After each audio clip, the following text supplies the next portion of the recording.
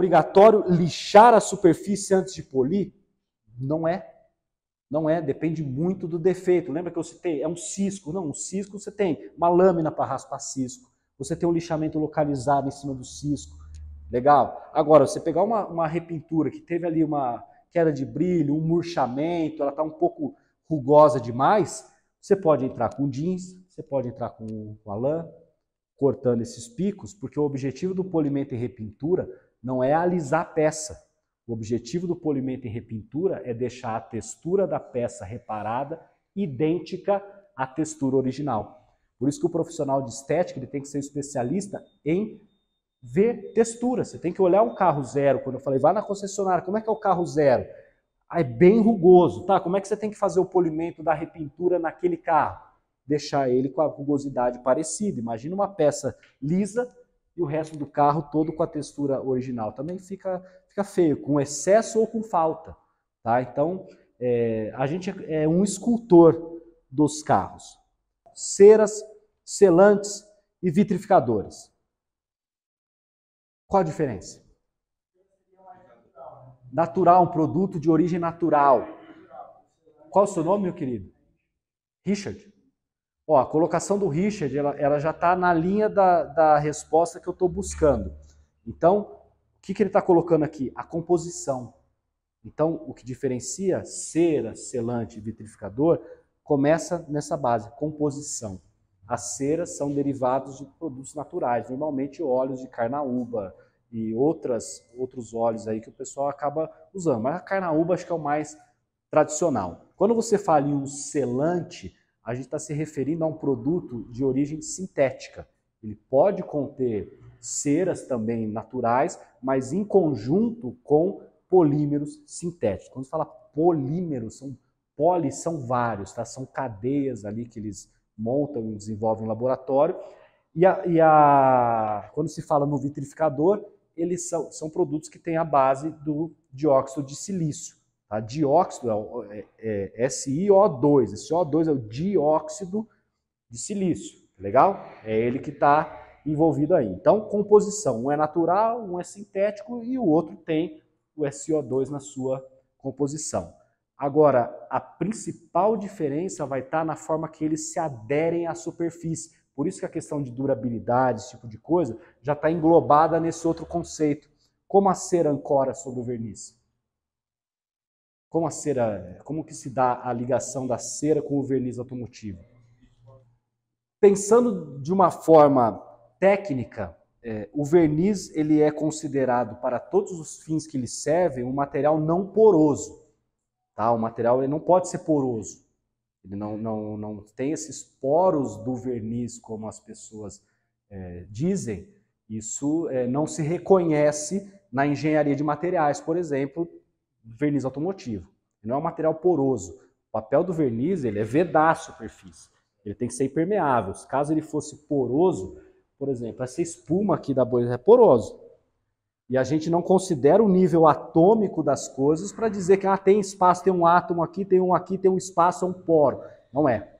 Tá? O que diz que uma superfície é porosa ou não é se ela permite ou não a passagem de algo. E o verniz ele é impermeável. Tá? Para os fins que ele serve, o verniz não é poroso. Ele é o quê? Rugoso. Tá? O verniz tem rugosidades, porosidade não tem. Tá? Então, como que a cera ancora no verniz? Ela simplesmente não ancora, ela se deposita sobre o verniz. Você aplica a cera, ela fica depositada sobre o verniz na forma de microgotículas. Depois, no intervalo, eu vou ter uma foto de fotomicrografia, de microscopia atômica das gotículas de cera em cima do verniz. Ela não se liga ao verniz de uma forma forte, porque o verniz é inerte, ele não reage, ele já reagiu, ele curou ali na estufa, ele saiu da planta de montagem curado.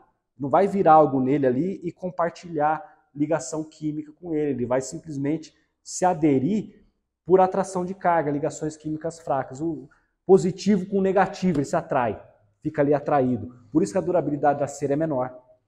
Porque ela está simplesmente depositada em cima do verniz. Vocês conhecem aquela massinha que chama clay bar? a clay bar ela vai remover tudo que está sobre a superfície. Então, por exemplo, o carro está encerado. Se eu passar uma clay bar na superfície, eu vou tirar a cera. A cera vai sair junto na clay bar. Muito desse amarelamento que a gente pega a clay bar branca e passa ali, ela sai bem amarelada, são ceras antigas que estavam depositadas na superfície. Então a ligação da cera com o verniz é uma ligação química fraca. Tá? Ela sai com lavagem. Pô, se eu encerar o carro agora, deixar curar certinho a cera e lavar com shampoo alcalino, vai lavar a cera e vai levar a cera embora. Então a durabilidade está relacionada à forma que o material se adere no verniz. E o selante? O selante também se deposita no verniz, mas a característica dos polímeros sintéticos é a ligação cruzada. Ou seja, a cera se deposita em gotículas individuais. Os selantes se depositam em gotículas individuais que se ligam entre si, fechando um filme. Então o selante ele vai ter ligações entre as próprias moléculas dele ali, fechando a superfície. Isso garante maior longevidade, maior índice de proteção para o produto, tá? Mas ele também está apenas depositado sobre o verniz. Já os vitrificadores, eles vão se aderir por meio de solventes. Então, os solventes que contém nos vitrificadores, você já deve ter reparado, tem um cheiro forte, muitas vezes, os produtos de vitrificação, são esses solventes.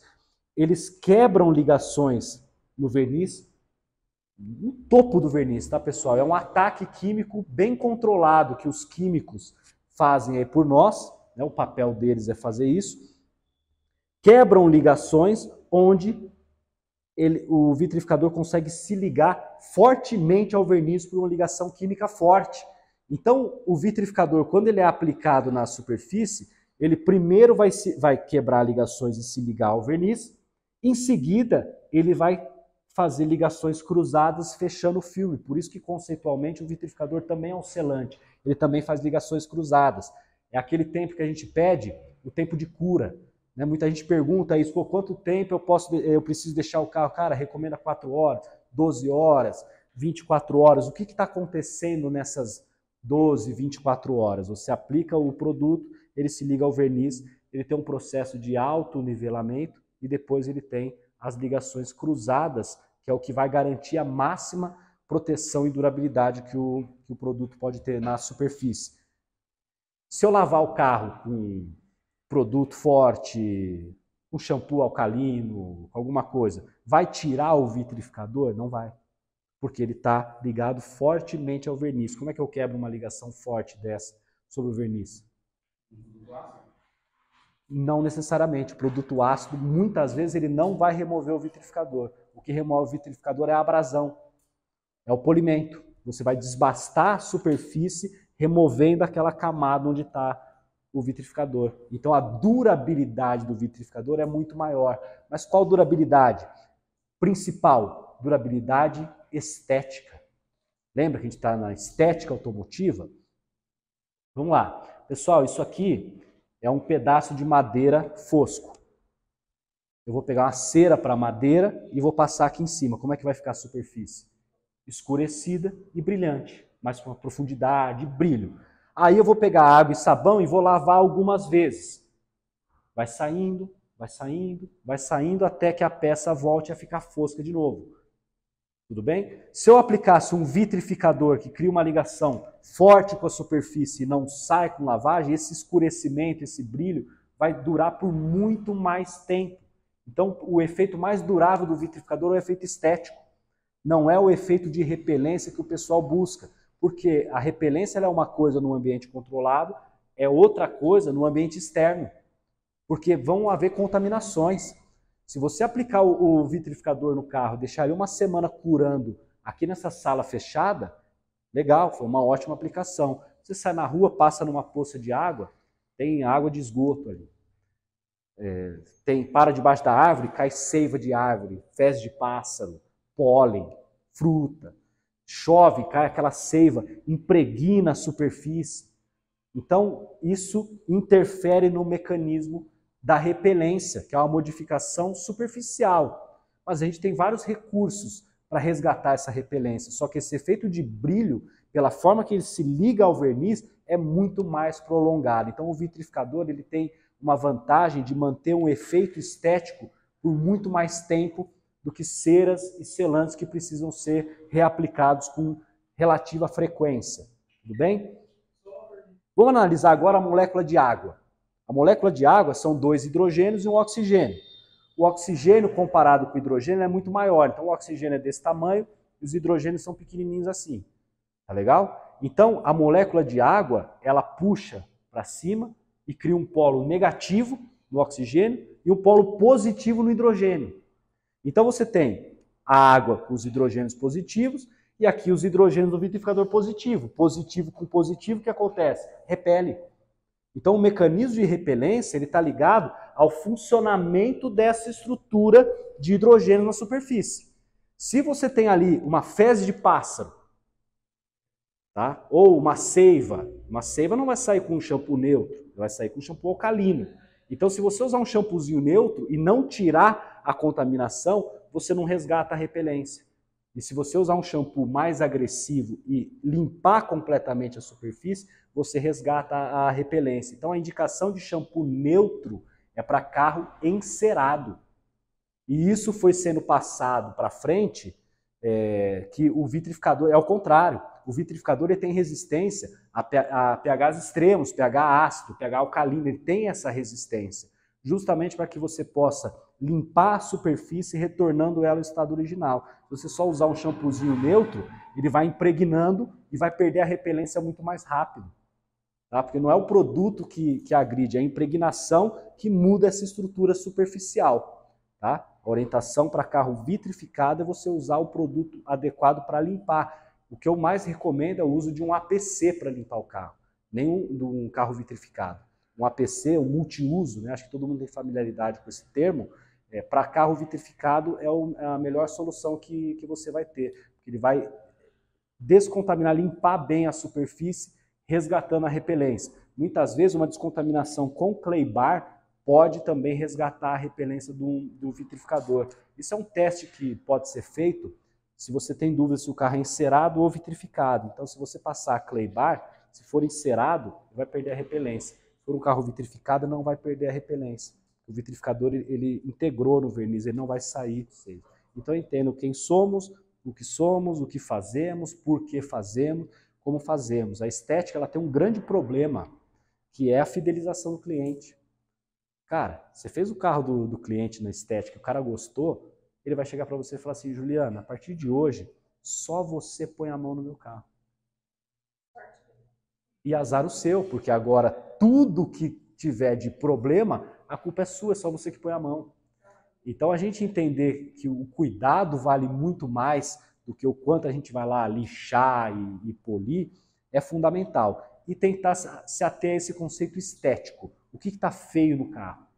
É isso que você tem que resolver. Tá? E aí usar os recursos todos de compostos, de boinas, de abrasivos, de máquinas, para ter esse resultado, que é o que a gente vai fazer ali na parte prática. A gente tem, por exemplo, tem uma linha de vitrificadores, o 7H, 9H, tá?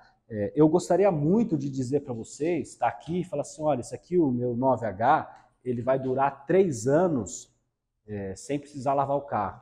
Ele vai durar 3 anos e nunca mais vai precisar polir o carro, ou nunca mais arriscar o carro. Eu adoraria vir aqui com esse produto na mão e falar, o meu não acontece isso, mas não é a questão do meu, a questão é do uso externo. O uso externo, imagina que eu fui contratado para fazer estética num piano preto que fica no canto da sala. Tá aqui, eu vou polir o piano, eu vou proteger o piano, tá aqui. Agora pega esse piano polido, protegido, e joga ele a 180 por hora na rodovia. 2 horas para ir, 2 horas para voltar. Como é que vai estar o piano? Degradado já. Então a estética ela tem um termo muito importante, que queimado pelo marketing de algumas empresas de forma errônea, que é a manutenção. Estética é manutenção. Então, impregnou, tem que limpar, contaminou, tem que descontaminar, sujou, tem que limpar, tem que manter. A estética, outra palavra que as pessoas da estética não gostam de usar, mas que é uma palavra muito forte, é a maquiagem. A maquiagem, não, mas eu não vou cobrir, eu não vou maquiar. Legal, você está lá com o pneu meio esbranquiçado, o que você faz? Você passa um gel de pneu, ele fica escuro. O que você está fazendo ali? Está passando um batom. Passou um batom no porco, ficou um porco de batom. Está usando o recurso de maquiagem, faz parte, manutenção. Em relação à aderência, vitrificador precisa de manutenção? Não, porque ele adere e fica.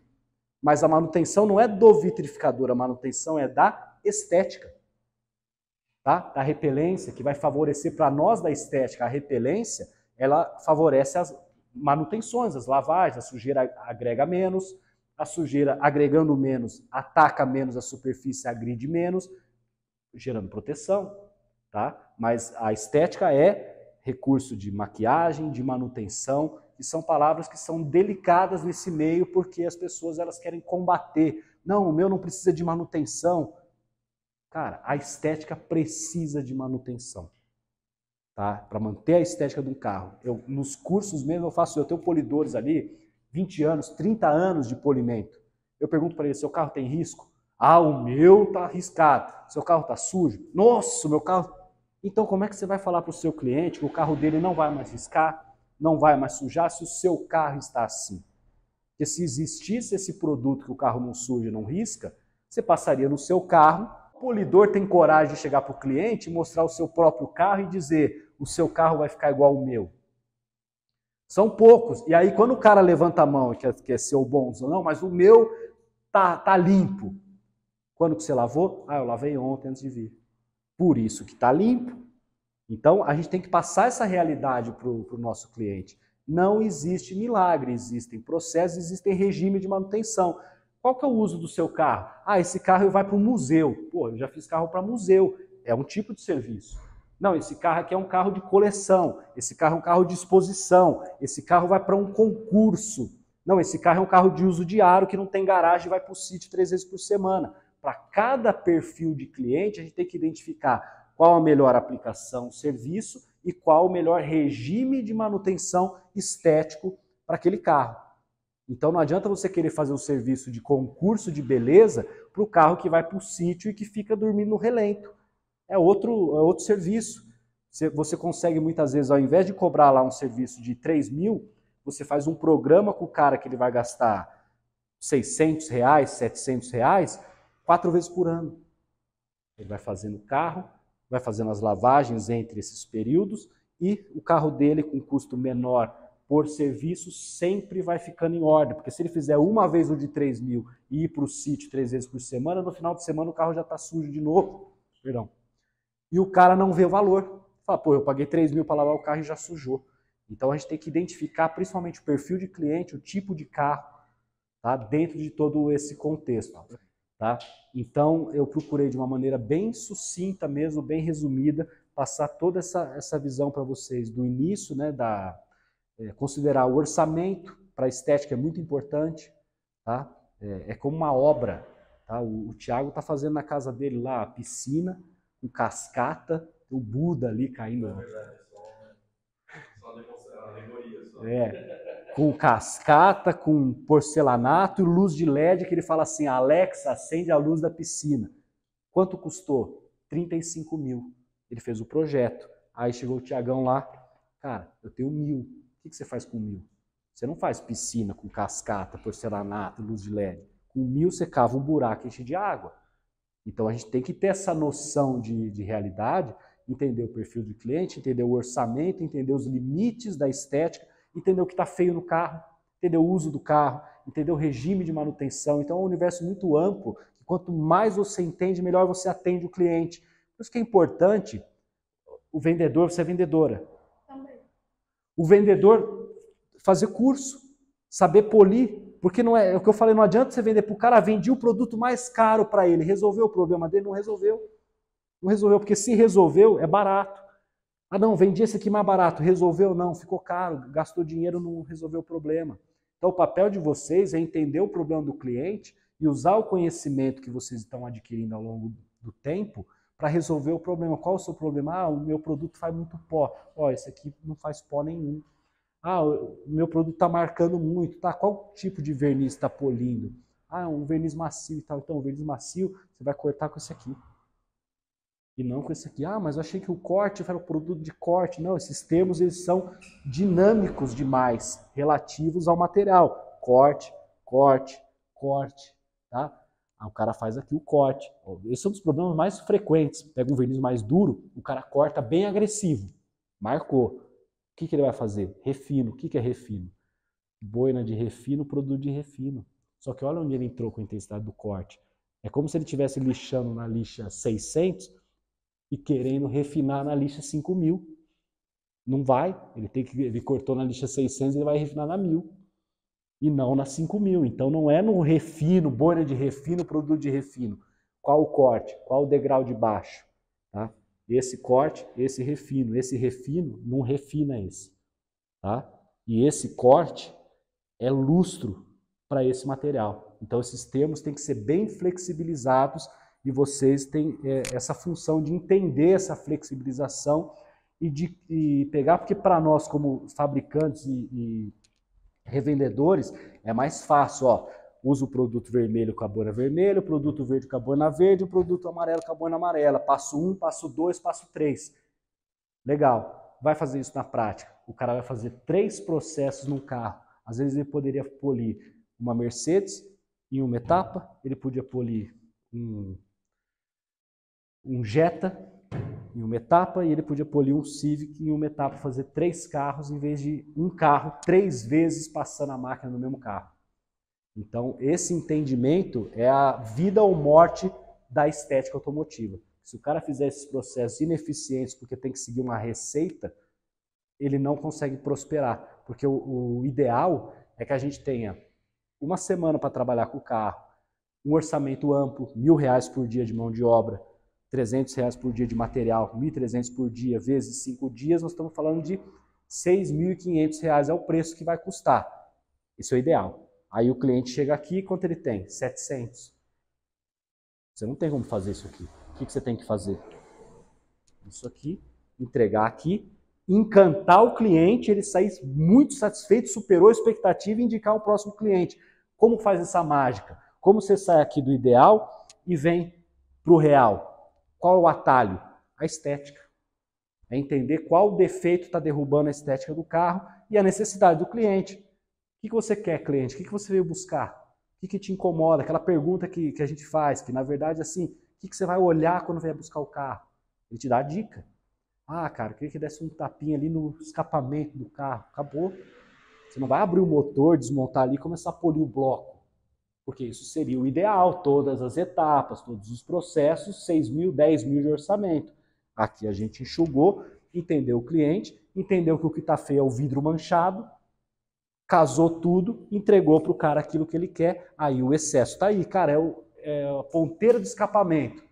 Deixa comigo. Eu vou polir por dentro, por fora, por baixo, do lado. Pô, Rafa, e aí? A ponteira conseguiu dar um talentinho na ponteira? Vem ver a ponteira polida por dentro, por fora. Meu, tu é foda. Agora, se eu não entender isso, ele quer a ponteira e ele não me falou, eu vou limpar a chassi, eu vou desmontar o banco, eu vou dar um beijinho debaixo do tapete, vou desmontar a roda, vou polir atrás ali da roda, vou montar. O cara vai chegar, vai lá na ponteira e falar, cara, o serviço não presta. Pô, mas eu fiz tudo isso e o cara não me valorizou. Não, eu vou entender. O que você precisa, o que você quer, ali é o foco. Agora, além do que ela precisa, qual detalhe se eu não fizer, todo o resto não vai fazer sentido. Um farol amarelado, um vidro manchado, uma soleira de motorista desgastada, o parafusinho que eu citei ali, às vezes é um vidro riscado, esse tipo de questão. Então, especialize-se em estética, entender o que é bonito, o que é feio, e o principal para mim, de beleza é a concessionária. Padrão de beleza é concessionária, porque no perfil do cliente, o que é bonito? O carro zero. Então ele sai com o carro zero da concessionária. Para nós, somos especialistas, tá ruim. Se for olhar carro zero, tá tudo riscado, tudo manchado. Tá? Mas para o cliente, aquele é o parâmetro. Onde você vai trabalhar? Aqui, ó. Porque aí o cara vai falar para você assim, nossa, meu carro está melhor que quando saiu da concessionária. Ele compra o carro, está bonito, ele usa, suja. O que ele quer? Que volte igual estava na concessionária. Que para nós não é lá grande coisa. Em que vocês estão se baseando? No mundo virtual, na internet. Então a gente tem também no brilho, é isso que eu quero expandir com vocês depois. 85, 60, 20 graus, tá? Quanto mais ângulo, mais brilho o verniz vai exibir. Então aqui está em 60 graus. Agora eu cheguei perto do carro, pus a luz incidir diretamente e fui observar. Ó, esse aqui é o acabamento da curvatura do capô. A coluna com péssimo acabamento, vidros manchados, borrachas encardidas, tem resto de massa na borracha, pelo da boina de lã, tá? Enfim, qual foto que vocês estão vendo? Essa aqui ele não posta, ele vai postar qual? Essa daqui. Aí você está se comparando com isso. E onde é que está esse parâmetro? Ele está aqui. Aí você fica lá querendo fazer 1 milhão de coisas, você se rebaixa, se colocando, nossa, mas o cara postou lá, ele falou que poliu o carro em 1 hora. Sim, esse carro aqui deve ter sido polido em até menos de 1 hora. Se você me der 5 minutos, eu faço isso no carro.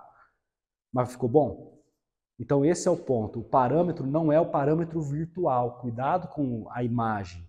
Isso para tudo. Você vai no McDonald's comprar o lanche e tem a foto do lanche. A hora que você compra, abre a caixinha para ver o que está lá. Um negocinho tudo torto, pequenininho. Imagem, cuidado. Então, profissional de estética, o seu critério é o carro zero.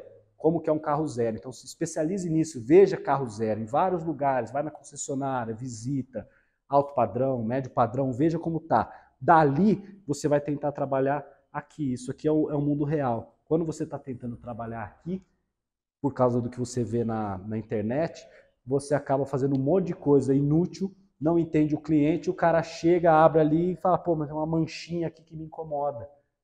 E você fez 1 milhão de coisas, gastou todo o seu orçamento, seu tempo, e o cara não ficou satisfeito. Tá? O cliente ele vê detalhes que o profissional não vê. Folhinha no canto do vidro, mãozão na porta, tipo, o carro tá pronto, o cara abre, vê se tá bom, põe o mãozão na porta. O cliente, quando chega, muitas vezes ele não fala, mas depois ele chega para mim e fala, nossa, eu levei o carro lá cheio de mão, os caras são porco.